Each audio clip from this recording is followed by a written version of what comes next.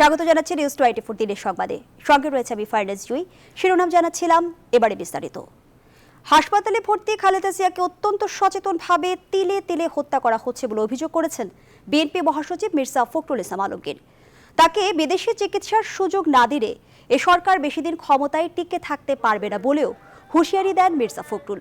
শুক্রবার কৃষক দলের সমাবেশে এসব কথা জানান বিএনপি মহাসচিব। বিএনপি চেয়ারপারসন খালেদা জিয়ার মুক্তি ও বিদেশে চিকিৎসার দাবিতে জাতীয় প্রেস ক্লাবের সামনে সমাবেশ করে জাতীয়তাবাদী কৃষক দল। পূর্ব ঘোষিত কর্মসূচিতে যোগ দেন ঢাকা সহ আশপাশের জেলার নেতাকর্মীরা।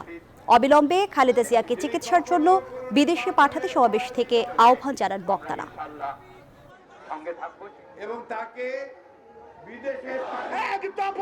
দেশীয় নেত্রীকে একটা মিথ্যা মামলায় সাজা দিয়ে তাকে আপনার আজকে এইভাবে তিলে তিলে সচেতন ভাবে, অত্যন্ত সচেতন ভাবে তাকে হত্যা করা হচ্ছে। তার রক্তক্ষরণ হচ্ছে এবং এই রক্তক্ষরণ যদি বেশি দিন চলে তাহলে তিনি বাঁচবেন না।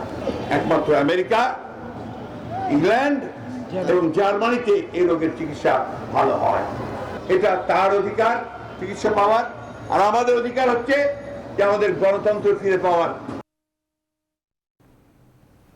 বিএনপি জামায়াত ক্ষমতায় থাকলে ইতিহাস বিকৃত হয় বলে মন্তব্য করেছেন শিক্ষামন্ত্রী ডাক্তার দীপু পরি।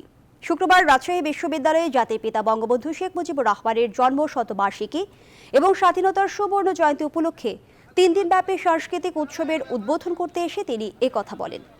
উদ্বোধনী অনুষ্ঠানে রবি উপাচার্য অধ্যাপক গোলাম সাব্বির সাত্তারের সভাপতিত্বে উপস্থিত ছিলেন আওয়ামী লীগ নেতা ও ব্যবসায়ী নেতৃবৃন্দ। এর আগে শিক্ষামন্ত্রী বঙ্গবন্ধু হলে জাতির পিতার প্রতিকৃতি, শহীদ AHM কামরুজ্জামান, শহীদ শামসুজ্জোহা ও হাসান আজিজুল হকের কবরে ফুল দিয়ে শ্রদ্ধা জানান।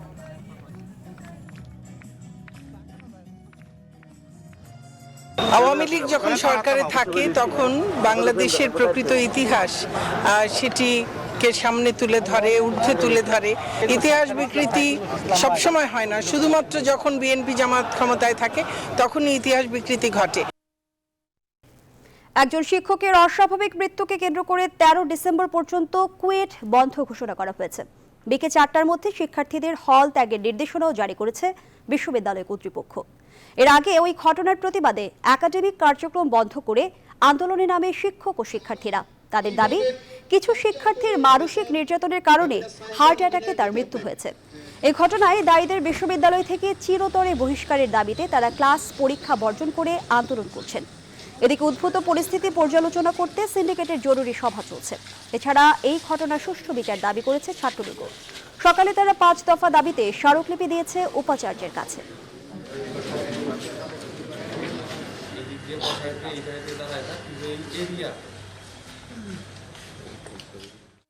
আলাদাভাবে ছাত্রলীগের ব্যানারে আমাদের কোনো কর্মসূচি না দেখাতে অনেক শিক্ষক বা অনেক গোষ্ঠী এটার ফায়দা নেওয়ার চেষ্টা করছে, যে কারণে আমরা আজকে ছাত্রলীগের ব্যানারে এখানে আমাদের সুনির্দিষ্ট দাবি নিয়ে উপস্থিত হইতে বাধ্য হয়েছি।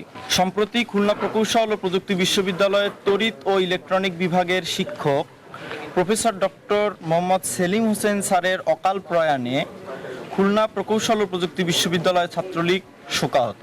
যদি এই ঘটনায় কোনো ছাত্রলীগের নেতাকর্মী, সে যত বড় মাপের নেতাই হোক, যদি সে দোষী প্রমাণিত হয়, আমরা ছাত্রলীগ, কুয়েট ছাত্রলীগ দায়িত্ব নিয়ে বলতে পারি, আমরা নিজেরা তাদের বিচারের দাবিতে অবশ্যই আমরাই মাঠে থাকবো সবার আগে। ছুটির দিনেও নিরাপদ সড়কের দাবিতে আন্দোলন অব্যাহত রেখেছে অল্প সংখ্যক শিক্ষার্থী। সড়কে অব্যবস্থাপনা ও দুর্নীতির বিরুদ্ধে নতুন করে লাল কার্ড প্রদর্শন করার কর্মসূচি ঘোষণা করেছেন তারা। শনিবার দুপুর 12টা থেকে 1টা পর্যন্ত এই কর্মসূচি চলবে। শুক্রবার বেলা 11:30টার দিকে রাজধানীর কয়েকটি স্কুল ও কলেজের স্বল্প শিক্ষার্থী রামপুরা ব্রিজে অবস্থান নেয়। এ সময় তারা সড়কে বিশৃঙ্খলা বন্ধের দাবি জানান। আন্দোলনকারী শিক্ষার্থীরা বলেন, নিহত 2 ছাত্রের নামে ফুটওভার ব্রিজ নির্মাণ সহ 11 দফা দাবি মানা না পর্যন্ত আন্দোলন অব্যাহত থাকবে। এ সময় কয়েকটি যানবাহন আটকে রাখেন তারা। এ নিয়ে পুলিশের সাথে দফায় দফায় আন্দোলনকারীদের বাক বিতণ্ডার ঘটনা ঘটে।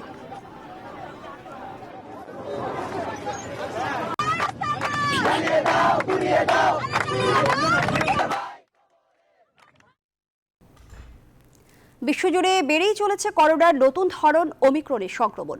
দক্ষিণ আফ্রিকায় সংক্রমণ বাড়ছে উদ্বেগজনক হারে। তবে ভ্রমণ নিষেধাজ্ঞা জারির পদক্ষেপে সমর্থন দিচ্ছে না দেশটির প্রেসিডেন্ট। লকডাউনের পথে হাঁটার পরিকল্পনা করছে না যুক্তরাষ্ট্র। এদিকে ওমিক্রনের মোকাবেলায় বুস্টার ডোজকেই গুরুত্বপূর্ণ হাতিয়ার হিসেবে দেখছে ব্রিটেন। নিবিড় আমিরের ডেস্ক রিপোর্ট। ওমিক্রনের সংক্রমণ উদ্বেগজনক হারে বাড়ছে দক্ষিণ আফ্রিকায়। রয়টার্স জানায়, গেল 2 সপ্তাহে দেশটিতে সংক্রমণের সূচকীয় বৃদ্ধি হয়েছে। দেশটির স্বাস্থ্য মন্ত্রণালয়ের তথ্য মতে গেল মাসে যেসব ভাইরাসের জিনোমের ক্রম তৈরি হয়েছিল তার 74% ছিল নতুন ভ্যারিয়েন্টের। তবে দেশটির প্রেসিডেন্ট সিরিল রামাফোসা বলছেন, ওমিক্রনের জন্য ভ্রমণ নিষেধাজ্ঞা জারির সিদ্ধান্তটি হবে অবৈজ্ঞানিক। বৃহস্পতিবার অমিক্রন ও ডেল্টা ভ্যারিয়েন্টের বিরুদ্ধে শীতকালে মোকাবেলার কর্মপরিকল্পনা প্রকাশ করেছেন মার্কিন প্রেসিডেন্ট জো বাইডেন। তবে তার মধ্যে অন্তর্ভুক্ত করা হয়নি লকডাউন। সকলের সম্মিলিত পরামর্শেই এই পরিকল্পনাটি তৈরি করেছি আমরা, যাতে শাটডাউন বা লকডাউন নয়, বরং আরও জোরদার টিকাদান কর্মসূচি, বুস্টার ডোজ এবং শনাক্তকরণ পরীক্ষা যুক্ত করা হয়েছে। নরওয়েতে 1/2 মানুষের দেহে শনাক্ত হয়েছে অমিক্রন। ফলে কিছু বিধিনিষেধ পুনরায় আরোপ করার পরিকল্পনা করেছে দেশটি। জার্মান চ্যান্সেলর অ্যাঙ্গেলা মার্কেল বলছেন, যারা করোনার ভ্যাকসিন নেননি তাদের চলাফেরার ওপর দেয়া হবে লকডাউন। এদিকে বৃহস্পতিবার করোনা টিকার বুস্টার ডোজ নিয়েছেন ব্রিটিশ প্রধানমন্ত্রী বরিস জনসন। সেই সাথে অন্যদেরও অমিক্রন থেকে বাঁচতে বুস্টার ডোজ দেওয়ার আহ্বান জানিয়েছেন তিনি। নিবিড় আমিন, নিউজ 24। এবার অন্যান্য প্রসঙ্গ। মরা তিস্তার বুকে এখন সবুজের সমারোহ। বন্যার ধকল কাটিয়ে সোনালী ফসল চাষাবাদে চলছে ক্ষতি পুষিয়ে নেওয়ার চেষ্টা। যদিও পানির অভাব, সার আর শ্রমিক সংকটে কৃষকের কপালে পড়েছে চিন্তার ভাঁজ। তাই দাবি উঠেছে কৃষকদের সরকারি প্রণোদনার আওতায় আনার। কৃষি বিভাগ বলছে ক্ষতিগ্রস্তদের পাশে রয়েছে তারা। রেজাল করিম মানিকের তথ্য চিত্রে দেখুন ডেস্ক রিপোর্ট। জলে ভেসে গেছে বাদল মিয়ার স্বপ্নের ফসল। এরপর ঋণের জালে আটকা পড়লেও ঘুরে দাঁড়ানোর চেষ্টায় তিস্তাপাড়ের এই কৃষক নতুন করে শুরু করেছেন চাষাবাদ।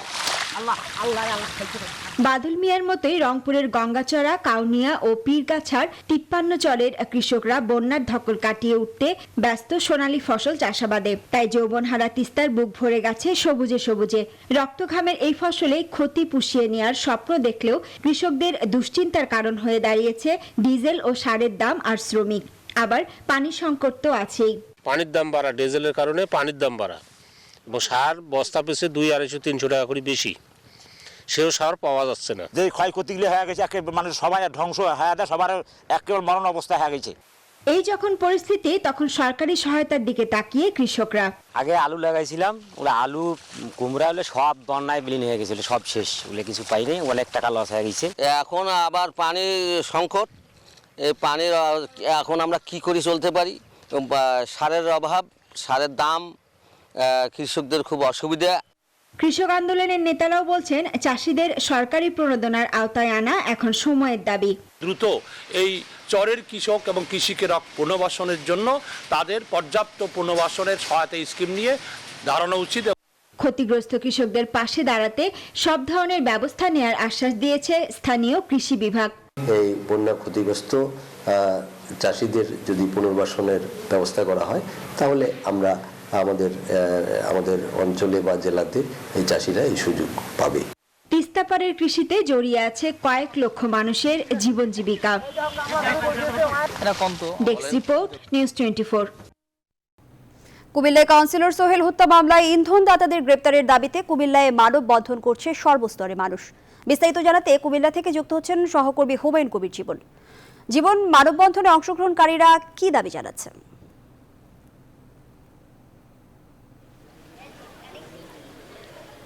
জয়, আপনাকে অসংখ্য ধন্যবাদ। কুমিল্লা মহানগরীর 17 নং ওয়ার্ডের 2বারের নির্বাচিত কাউন্সিলর সৈয়দ মোহাম্মদ সোহেলের হত্যাকারীদের গ্রেপ্তারের দাবিতে কিন্তু এখানে আমরা দেখছি যে আসলে এলাকাবাসী মানববন্ধন করছেন, এবং আমরা এখানে এসে দেখেছি যে আসলে এই ওয়ার্ডবাসী সবাই কিন্তু রাস্তার পাশে দাঁড়িয়ে কিন্তু তারা প্রতিবাদ জানাচ্ছেন এবং মানববন্ধন করছেন। যে তারা বলছিলেন যে জেল সোহেল সহ যারা এই হত্যাকাণ্ডের সাথে জড়িত আছে তাদেরকে দ্রুত গ্রেপ্তার করতে হবে, এবং আসলে এই হত্যাকাণ্ডের মূল রহস্য জানার জন্য তারা দাবি জানিয়েছেন এবং কেন এই সোহেলকে হত্যা করা হয়েছিল সেটি তারা জানতে চান। এবং আপনাকে জানাতে চাচ্ছি জুই, যে এই মূল মামলার যে সোহেল হত্যাকাণ্ডের মূল মামলার আসামি যে শাহ আলম, তিনি কিন্তু আসলে বন্দুকযুদ্ধে নিহত হয়েছেন, কিন্তু আরেকজন যিনি কাউন্সিলর সোহেলকে মৃত্যু নিশ্চিত করেছিলেন, জেল সোহেল, তার সাথে সহ আরও যারা সহযোগী ছিলেন তাদেরকে দ্রুত গ্রেপ্তারের দাবি জানিয়ে কিন্তু তারা মানববন্ধন করছে। আমরা একটু কথা বলতে চাচ্ছি এলাকাবাসী, আপনার কাছ থেকে জানতে চাচ্ছি আপনারা এখানে কেন মানববন্ধন করছেন? আমরা এই জন্য মানববন্ধন করতেছি 17 নং ওয়ার্ডের জননিন্দিত কাউন্সিলর সৈয়দ মোহাম্মদ সোহেল ভাই, যিনি মাটি মানুষের সাথে সম্পর্ক ছিল, যিনি প্রত্যেকটা কাজ সমাজের প্রত্যেকটা মানুষের সাথে সহযোগিতার মাধ্যমে করতেন, যিনি সবসময় মাদকের বিরুদ্ধে কথা বলতেন, সুদ ঘুষ মদ জুয়ার বিরুদ্ধে কথা বলতেন, যিনি সত্য ন্যায় প্রতিষ্ঠার জন্য সবসময় চেষ্টা করে যাচ্ছেন। হ্যাঁ, তিনার মতন একটা মানুষ যাকে আমরা হারাচ্ছি, আমার মনে হচ্ছে যে 50 বছর আগে। আমরা আরো দুই একজন এলাকাবাসীর সাথে একটু কথা বলতে চাই। আপনারা এখানে মানববন্ধন কেন করছেন, দাবিটা কি আপনাদের? এখানে মানববন্ধন করার আমাদের লক্ষণ হলো আজকে বিগত 10 বছর আমাদের মোহাম্মদ সোহেল যে সুন্দর একটা সৌন্দর্যভাবে এই ওয়ার্ড 17 নং ওয়ার্ডটাকে চালিয়ে গেছে, তার বিপক্ষে 16, 17, 18-র মধ্যে কোনো ওয়ার্ডের কোনো কাউন্সিলরের কোনো গ্যাঞ্জাম ছিল না, হয়তো কোনো দণ্ডবিধি ছিল না। আমাদের এই কাউন্সিলরকে দাবি হলো আমাদের কাউন্সিলর কেন মারানো হয়েছে আর কি। ধন্যবাদ আপনাকে। আমরা একটু কথা বলতে চাই এখানে আরো যারা আছেন তারা। আমরা দেখছি যে যিনি নির্মমভাবে হত্যাকাণ্ডের শিকার হয়েছেন সৈয়দ মোহাম্মদ সোহেল, তার ছেলে আছেন, তার সাথে একটু কথা বলতে চাচ্ছি। আপনার পিতাকে তো নির্মমভাবে হত্যা করেছে, আপনার পরিবারের পক্ষে কি চাচ্ছেন? আপনারা প্রশাসনের কাছে কি দাবি জানাচ্ছেন? আমরা প্রশাসনের কাছে চাই যাদেরকে গ্রেফতার করা হয়েছে এবং ক্রস ফায়ার করা বন্দুক যুদ্ধে যারা নিহত হয়েছে তাদের থেকে এখনো তাদের দলের একজন বাকি আছে জেল সোহেল, তাকে যেন অতি দ্রুত আইনের আওতায় আনে। এই জন্য এই মানববন্ধন। আর আনার পরে তাকে জিজ্ঞাসাবাদ করার পরে জানা হয় এই অস্ত্র যারা দিয়েছে, যারা তাদেরকে শেল্টার দিয়েছে এবং এই মিশনে যারা গডফাদার ছিল তাদেরকে যেন খুব দ্রুত আইনের আওতায় আনা হয়।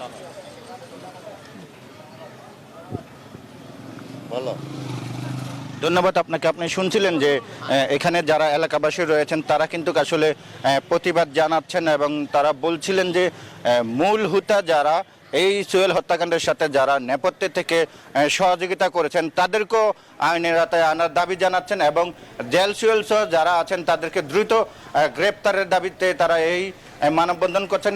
এই ছিল আমার কাছে সর্বশেষ। জুই। জীবন, ধন্যবাদ জানাচ্ছি আপনাকে। দর্শক, কুমিল্লা থেকে যারা ছিলেন সহকর্মী হুমায়ুন কবির জীবন। এবার স্বাধীনতার সুবর্ণ জয়ন্তী উপলক্ষে আমাদের বিশেষ আয়োজন।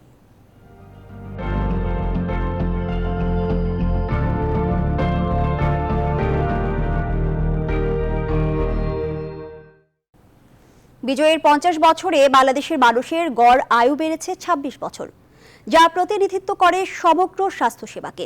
বিশ্বনন্দিত কমিউনিটি ক্লিনিক ইপিআই কার্যক্রম স্বাস্থ্য সূচকে অভাবনীয় সাফল্য আর অবকাঠামোগত উন্নয়ন তো আছেই, সাথে যোগ হয়েছে প্রযুক্তিগত চিকিৎসাও। তবে প্রান্তিক পর্যায়ে চিকিৎসা সেবা দেয়া এখনও চ্যালেঞ্জ। স্বাস্থ্য খাতে 50 বছরের প্রাপ্তি অপ্রাপ্তির বাকিটা রিশাদ হাসানের রিপোর্টে। একটি স্বাধীন সার্বভৌম রাষ্ট্রের মানুষের চিকিৎসা সেবা নিশ্চিতের জন্য বঙ্গবন্ধু শেখ মুজিবুর রহমান দেশব্যাপী থানা হেলথ কমপ্লেক্স গঠনের পরিকল্পনা করেন। 3 লাখ মানুষের জন্য তখন ছিল একটি করে হেলথ কমপ্লেক্স। বিজয়ের 50 বছরে দাঁড়িয়ে সেই দেশে এখন প্রতি 6000 মানুষের জন্য একটি করে কমিউনিটি ক্লিনিক। জনস্বাস্থ্য বিবেচনায় যা একটি বৈপ্লবিক পরিবর্তন। শুধু তাই নয়, গেল 50 বছরে বাংলাদেশের স্বাস্থ্য সূচকও চোখে পড়ার মতো। কমেছে মাতৃ ও শিশু মৃত্যু হার, পোলিও, কলেরা, ধনুষ্টঙ্কর বসন্ত মুক্ত হয়েছে বাংলাদেশ। স্বয়ংসম্পূর্ণ হয়েছে ওষুধ শিল্পে, যা রপ্তানি হয় বিশ্বে 150টিরও বেশি দেশে। জনবহুল দেশ হওয়া সত্ত্বেও নিয়ন্ত্রণে এনেছে প্রজনন হার। বিশ্বে ঈর্ষণীয় সাফল্য লাভ করেছে ইপিআই সম্প্রসারিত টিকা কার্যক্রমেও। আরও যোগ হয়েছে অজ্ঞাত রোগ শনাক্ত ও জিনোম সিকোয়েন্স সহ জটিল সব গবেষণায়। 50 বছরের দীর্ঘ পথ পরিক্রমায় বাংলাদেশ এখন স্বপ্ন দেখছে অটোমেশন, রোবোটিক সার্জারি সহ আধুনিক চিকিৎসা ব্যবস্থার। ভবিষ্যতে রোবোটিক সার্জারি হবে, এখানে আমরা আর্টিফিশিয়াল ইন্টেলিজেন্স হবে। আমার এখান থেকে অটোমেশনের মাধ্যমে সমস্ত ডাটা সারা বিশ্বে আমরা ভবিষ্যতে রপ্তানিও করতে পারবো। স্বাস্থ্য খাতে অবকাঠামোগত উন্নয়নগুলোতে প্রান্তিক পর্যায়ের মানুষের সেবা নিশ্চিত করাকে জরুরি বলে মনে করেন জনস্বাস্থ্য বিশেষজ্ঞরা। স্বাস্থ্য খাতে বাজেট বাড়ানো এবং একই সাথে স্বাস্থ্য সেবা ব্যবস্থা যেন বলতে যেন শুধু চিকিৎসা সেবা ব্যবস্থা বোঝায় সেটা না করে স্বাস্থ্যের পূর্ণাঙ্গ রূপায়ণ করা উচিত। কারিগরি দিক বিবেচনায় দেশের বর্তমান স্বাস্থ্যসেবার গতি আনতে মন্ত্রণালয়, অধিদপ্তর ও চিকিৎসকদের মাঝে যোগাযোগ স্থাপন গুরুত্বপূর্ণ বলে মনে করেন চিকিৎসক সংগঠনগুলো। আন্তর্জাতিক বৈষম্যটা দূর করতে হবে এই সুশাসন প্রতিষ্ঠার লক্ষ্যে। এই আমলাতান্ত্রিক জটিলতার কারণে অনেক কিছু আমরা টার্গেটে পৌঁছতে পারতেছি না। সেই জায়গাগুলোর আমাদের বড় চ্যালেঞ্জ। থানা হেলথ কমপ্লেক্স, কমিউনিটি ক্লিনিকে চিকিৎসা সেবা বিপ্লব থেকে ভ্যাকসিন হিরো, সকল অর্জনের পর ডিজিটাল স্বাস্থ্যসেবা স্বপ্ন দেখাচ্ছে নতুন বাংলাদেশের। গুটি বসন্ত, কলেরা বা ডায়রিয়া, গেল 50 বছরে বাংলাদেশ অতিক্রম করেছে এমন বেশ কিছু মহামারী। বর্তমানে বাংলাদেশ অতিক্রম করছে ভয়াবহ মহামারী করোনা। এই করোনা জয় করে ভবিষ্যতে রোবোটিক সার্জারি, অটোমেশনের মাধ্যমে আন্তর্জাতিক মানের চিকিৎসা সেবা দেওয়ার স্বপ্ন দেখছে বাংলাদেশ। রুশাদ হাসান, নিউজ 24, ঢাকা। ডিসেম্বর মাসে মুক্তিবাহিনীর একের পর এক হামলায় পাক হানাদাররা দিশেহারা। ৭১-এর এই মাসের শুরুর দিক থেকে বাংলাদেশের প্রায় সবখানে মুক্তিযোদ্ধারা বিজয়ীর বেশি সামনের দিকে এগিয়ে যেতে থাকেন। এই দিনেই ভারতে বিমান হামলা চালায় পাকিস্তান। ঘোষিত হয় বাংলাদেশ ভারত যৌথ কমান্ড। শুরু হয় মুক্তিযুদ্ধের চূড়ান্ত অধ্যায়। বিস্তারিত জানাচ্ছেন মাসুদ রানা। की सहायता करेंगे, बांग्लादेश के लोगों की मदद करेंगे। ৩ ডিসেম্বর দিনটি ছিল শুক্রবার। এদিন ভারতের প্রধানমন্ত্রী ইন্দিরা গান্ধী কলকাতার ব্রিগেড প্যারেড ময়দানে বিশাল জনসভায় ভাষণ দিচ্ছেন। ঠিক সে সময় ভারতের বিভিন্ন বিমান ঘাঁটিতে পাকিস্তানের বিমান হামলা শুরু হয়। অবিলম্বে তিনি দিল্লি ফিরে যান। ভারতে জারি করা হয় জরুরি অবস্থা। ঘোষিত হয় বাংলাদেশ ভারতের যৌথ কমান্ড। পাকিস্তানের উদ্দেশ্য ছিল মুক্তিযুদ্ধকে পাক ভারতের মধ্যকার যুদ্ধ বলে চালিয়ে দেওয়া। তবে তৎকালীন পরাশক্তি সোভিয়েত ইউনিয়ন জানান, বাংলাদেশ সম্পূর্ণ স্বাধীন না হওয়া পর্যন্ত নিরাপত্তা পরিষদে যে কোনো যুদ্ধবিরতির প্রস্তাবের বিরুদ্ধে তারা ভেটো দেবে। ভারতীয় সশস্ত্র বাহিনী এবং বাংলাদেশ মুক্তিযুদ্ধের সমন্বয়ে গঠিত মিত্র বাহিনীর আক্রমণে কোণঠাসা হতে থাকে হানাদাররা। ৩ ডিসেম্বর দুপুর 12টার দিকে বরগুনা শত্রুমুক্ত হয়। মুক্তিযুদ্ধের সময় বরগুনার বিভিন্ন জায়গায় পাক হানাদার বাহিনী নির্যাতন আর গণহত্যা চালায়। এদিন মুক্তিযোদ্ধারা নোয়াখালীর মাইজদি, সোনামুড়ি, কুমিল্লার মিয়াবাজার দখলে নেয়। আর বিজয়ের পথে আরো এক ধাপ এগিয়ে যায় বাঙালিরা। মাসুদ রানা, নিউজ 24। দিনের সংবাদের এই পর্যায়ে একটা বিরতি নিচ্ছে, সঙ্গেই থাকুন। বিরতির পর আবারও স্বাগত, দেখছেন দিনের সংবাদ। পরিকল্পনা মন্ত্রী এম এ মান্নান বলেছেন, ভাঙচুরের নেতিবাচক রাজনীতি পরিহার করে ইতিবাচক রাজনীতিতে আসতে হবে। বিএনপিকে উদ্দেশ্য করে তিনি বলেন, একদিকে সাহায্যের হাত পাতবেন, আবার ভাঙচুরও করবেন, একসাথে দুটো হয় না। শুক্রবার দুপুরে কুমিল্লার বুড়িচংয়ের ভরসার বহুমুখী উচ্চ বিদ্যালয় মাঠে অভিভাবক সমাবেশে পরিকল্পনা মন্ত্রী এম এ মান্নান এসব কথা বলেন। কুমিল্লা বুড়িচংয়ের ঐতিহ্যবাহী শিক্ষা প্রতিষ্ঠানের অভিভাবক সমাবেশে তিনি এসব কথা বলেন। অনুষ্ঠানে নিজের সংগ্রামী জীবন ও সাফল্যের গল্প শিক্ষার্থীদের মাঝে তুলে ধরেন পরিকল্পনা মন্ত্রী এম এ মান্নান এমপি।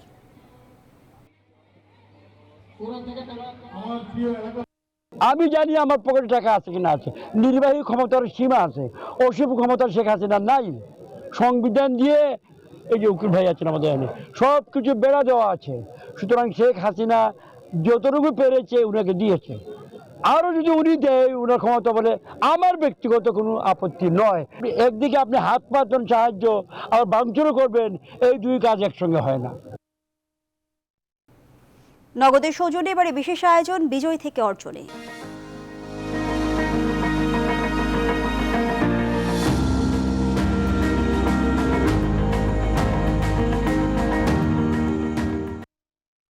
বগুড়ায় মরুভূমির 3 ফল চাষ করে দৃষ্টান্ত স্থাপন করেছেন শোয়েব সাদিক নবীন নামে সিঙ্গাপুর ফেরত এক যুবক। তার সফলতা দেখে বিদেশি ফল চাষে আগ্রহী হয়ে উঠছেন অনেকে। বাণিজ্যিকভাবে চারা উৎপাদন ও মাঠ পর্যায়ে কৃষকদের মাঝে ছড়িয়ে দিতে কাজ করছে স্থানীয় কৃষি বিভাগ। আব্দুল সালাম বাবুর তথ্যচিত্রে দেখুন ডেস্ক রিপোর্ট। বগুড়ার শাহজাহানপুরের শোয়েব সাদিক নবীন চলতি বছরের সেপ্টেম্বর মাসে তুরস্ক থেকে 3 গাছের 600 চারা সংগ্রহ করে 2 বিঘা জমিতে রোপণ করেন তিনি। চারা রোপণের 3 মাসের মধ্যে গাছে ফল ধরেছে। শোয়েব সাদিক নবীন জানান 1 বিঘা জমিতে 3 ফল উৎপাদনের খরচ 2 লাখ টাকা হলেও বছরে ফল ও চারা বিক্রি করে 6 থেকে 8 লাখ টাকা আয় করা সম্ভব। যারা টাকা খরচ করে বাইরে যাচ্ছে, অনেকগুলো টাকা খরচ করে বা সরকারি চাকরির পিছনে ছুটতেছে, তাদের জন্য বাইরে যেতে না হয় বা সরকারি চাকরির জন্য যেন হোপলেস না থাকে, অল্প টাকা বিনিয়োগ করে সুন্দর বাগান করে দেওয়ার চিন্তা ভাবনা হচ্ছে আমাদের, যেখান থেকে মান্থলি ফিক্সড একটা ভালো একটা ইনকাম তারা যেন পায়, সেই চিন্তাধারা থেকে আমরা কিন্তু শুরু করেন। তার সফলতা দেখে বিদেশি এই ফল চাষে আগ্রহী উঠছেন অনেকে। ডিম ফল বাগান আমি কোনোদিন দেখিনি, আমার দেখে খুব ভালো লাগলো। আর এই ফল খাতেও খুব সুস্বাদু, অল্প দিনের মধ্যে চমৎকার গাছ বড় হয়েছে এবং ফল আছে, এটা দেখে আসলে আমারও ইচ্ছা হচ্ছে এরকম একটা বাগান করার। সংশ্লিষ্টরা জানান 3 গাছে কোনো রকম রাসায়নিক সার দিতে হয় না। রোপণ করা গাছগুলোর মাটি বেলে ও দোআঁশ মাটির সংমিশ্রণ হলেও এই আবহাওয়ার সঙ্গে এখন মানিয়ে নিয়েছে 3। এখন বাণিজ্যিকভাবে চারা উৎপাদন ও মাঠ পর্যায়ে কৃষকদের মাঝে ছড়িয়ে দিতে কাজ করা হচ্ছে। কৃষক ভাইদের যদি কেউ ওনার থেকে চারা নিয়ে আশেপাশে দেখে যদি এটা চাষাবাদ করেন, আমরা তাদেরকে প্রযুক্তিগত সহায়তাগুলো দিয়ে যাব। ভবিষ্যতে কিন্তু 3 শুধু না, আমি বলবো আরও যে বিদেশি ফল যেগুলো আছে আমাদের দেশের আবহাওয়া মাটির সাথে খাপ খায়, সেগুলো চাষ করে কৃষক ভাইরা আরও বেশি লাভবান হতে পারবে। সম্ভাবনাময় এই ফলটি বাণিজ্যিকভাবে চাষ করা গেলে দেশে বেকারত্ব হার কমে আসবে। একই সঙ্গে রপ্তানির মাধ্যমে পর্যাপ্ত বৈদেশিক মুদ্রা অর্জন করা সম্ভব বলে মনে করছেন কৃষি কর্মকর্তারা। Desk report, news 24। Dhaka Sylhet মহাসড়কের নরসিংদীর 57 কিলোমিটার অংশে বৈধ সড়কে সরকারি জমি দখল করে গড়ে উঠেছে অবৈধ স্থাপনা। জমির মালিকানা দাবি করে অবৈধ সব দোকানপাট ভাড়া দিয়ে লাখ লাখ টাকা হাতিয়ে নিচ্ছে একটি চক্র। তবে সড়ক ও জনপথের জমিতে মালিকানা দাবি করার কোনো সুযোগ নেই বলে জানিয়েছেন সড়ক ও জনপথ বিভাগ। হৃদয় খানের পাঠানো তথ্য ও ছবিতে ডেস্ক রিপোর্ট। নরসিংদীর 52 কিলোমিটার অংশ পড়েছে ঢাকা সিলেট মহাসড়কে। এই মহাসড়কের 2 পাশে রয়েছে সড়ক ও জনপথ বিভাগের নিজস্ব জমি। সরকারি এসব জমি খালি থাকায় এক শ্রেণীর প্রভাবশালী চক্র জমির মালিকানা দাবি করে গড়ে তুলেছে অবৈধ স্থাপনা। গড়ে তোলা এসব দোকানপাট থেকে মাসিক ভাড়া বাবদ লাখ লাখ টাকা হাতিয়ে নিচ্ছেন এই চক্র। মহাসড়কের দুপাশ জুড়ে নির্মাণ করা হয়েছে স্থায়ী ও অস্থায়ী স্থাপনা, তবে অস্থায়ী স্থাপনাই বেশি। সরকারি জায়গা থেকে ব্যবসা করি, তবে মনে করেন যে যাদের বাপ দাদার সম্পদ আছে না, আগে পজিশন, তাদেরকে ভাড়া দেওয়া লাগে। জায়গার মালিক নাই, যারা আগের জায়গার মালিক আছেন মহাসড়কে নেওয়ার আগে ভাড়া নেয়। দিন দিন দখলের মাত্রা বাড়লেও অবৈধ স্থাপনার কোনো তালিকা নেই সড়ক ও জনপথ বিভাগের হাতে। অবৈধ স্থাপনা উচ্ছেদে নিজস্ব নিরাপত্তা বাহিনী, এমনকি ম্যাজিস্ট্রেটও নেই সড়ক বিভাগের অধীনে। ভাঙ্গা আই বলো তো আমরা ভাঙ্গা দেবে, কই বেলা আমরা যাই ভাঙ্গা জায়গা, আবার মনে করেন যদি এরা কাম কাজ না করে তো আমরা তুলি। সরকারি জায়গা প্রতি জায়গায় বেশি, তো মালিকের জায়গা ব্যবসা দিলে আমাদের দায়িত্ব না, কাজ এত দূরে, অনেক দূরে না। 2019 সালের ডিসেম্বরে এসব অবৈধ স্থাপনা উচ্ছেদে অভিযান পরিচালনা করে সড়ক ও জনপথ বিভাগ। তবে উচ্ছেদ অভিযানের পর কিছুদিন বন্ধ থাকলেও আবারও গড়ে ওঠে মহাসড়কের 2 পাশের অবৈধ স্থাপনা। কিছু কিছু জায়গায় মামলা রয়েছে এবং ওইটা নিষ্পত্তি না হওয়া পর্যন্ত আমরা ওখানে হাত দিতে পারি না, তাতে কন্টেম্প্ট অফ কোর্টের প্রশ্ন চলে আসবে। হ্যাঁ, সেই ক্ষেত্রে আমরা কিছু কিছু জায়গায় করতে পারি না। এখন আবার আমরা শুরু করব যে অবৈধ স্থাপনা সরকারি জায়গায় থাকা যাবে না, সে ব্যবস্থা আমরা গ্রহণ করছি। ঢাকা সিলেট মহাসড়কের পাশে সরকারি জমিতে অবৈধ স্থাপনা উচ্ছেদ করে দখলদার মুক্ত করবে সরকার, এমনটাই প্রত্যাশা সবার। Desk report, news 24। সংবাদের এ পর্যায়ে আবারও বিরতি নিচ্ছি, সঙ্গেই থাকুন। আবারও স্বাগত, দেখছেন নিউজ 24 দিনের সংবাদ। এবার ফার্স্ট সিকিউরিটি ইসলামী ব্যাংক অর্থ বাণিজ্যের সংবাদ।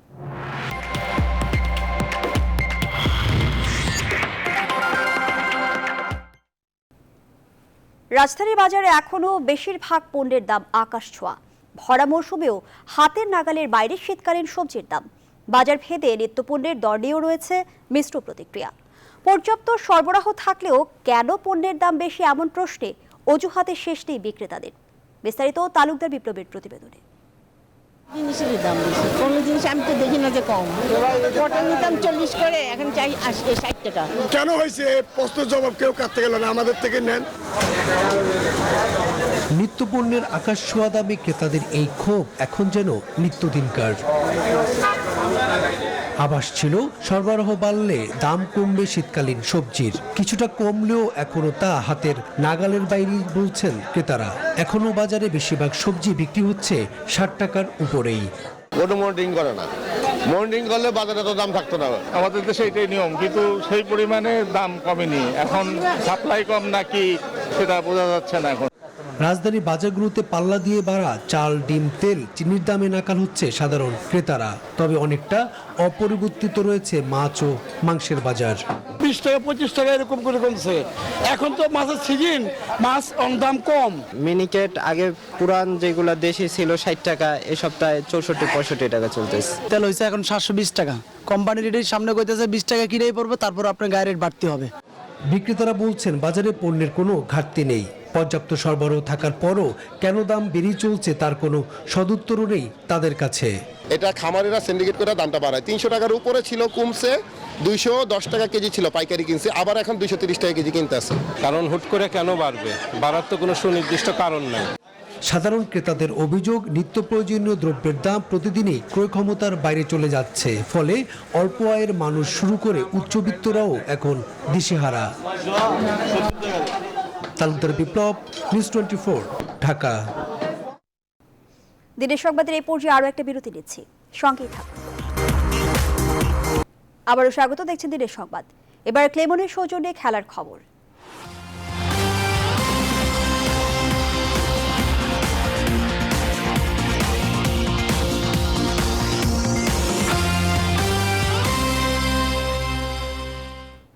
সিরিজের দ্বিতীয় টেস্টে সাকিব আল হাসান দলে ফেরায় টেস্ট অধিনায়কত্ব সহজ হবে বলে মনে করেন মুমিনুল হক। এছাড়াও ম্যাচ পূর্ববর্তী সংবাদ সম্মেলনে অধিনায়ক জানান, নতুন ক্রিকেটারদের টেস্ট খেলানোর পেছনে অভিজ্ঞতাকে প্রাধান্য দেওয়া হয়েছে, পরীক্ষার জন্য নয়। জুনিয়র কাউরে আনা হয়নি যে আপনার এক্সপেরিয়েন্সের জন্য বা এক্সপেরিমেন্টের জন্য। আপনি দেখেন তামিম ভাই না, এখানে তামিম ভাইয়ের জায়গায় একটা ওপেনার দরকার ছিল, সে কারণে এই জয় আসছে। তারপর নাইম, সে নিউজিল্যান্ড সিরিজ ব্যাকআপ হিসেবে নাইম আসছে। আর সাকিব ভাই ছিল না, যার কারণে ওই রাব্বি খেললো ফার্স্ট টেস্ট। আমি আমার মানে ক্যাপ্টেন হিসেবে আপনার যে কোনো ফরম্যাটে ক্যাপ্টেন যার জন্য খুবই ইজি হয়, কারণ তার ব্যাটিং আর বোলিংটা দুইটাই ইম্পর্টেন্ট, আর যেটা টিম কম্বিনেশনের জন্য খুবই ইম্পর্টেন্ট হয়। তো অবশ্যই এটা আপনার আমার জন্য, টিমের সবার জন্য ভালো একটা পজিটিভ দিক আমার কাছে। দিনের সংবাদ এই পর্যন্ত। এতক্ষণ সাথে থাকায় ধন্যবাদ সবাইকে।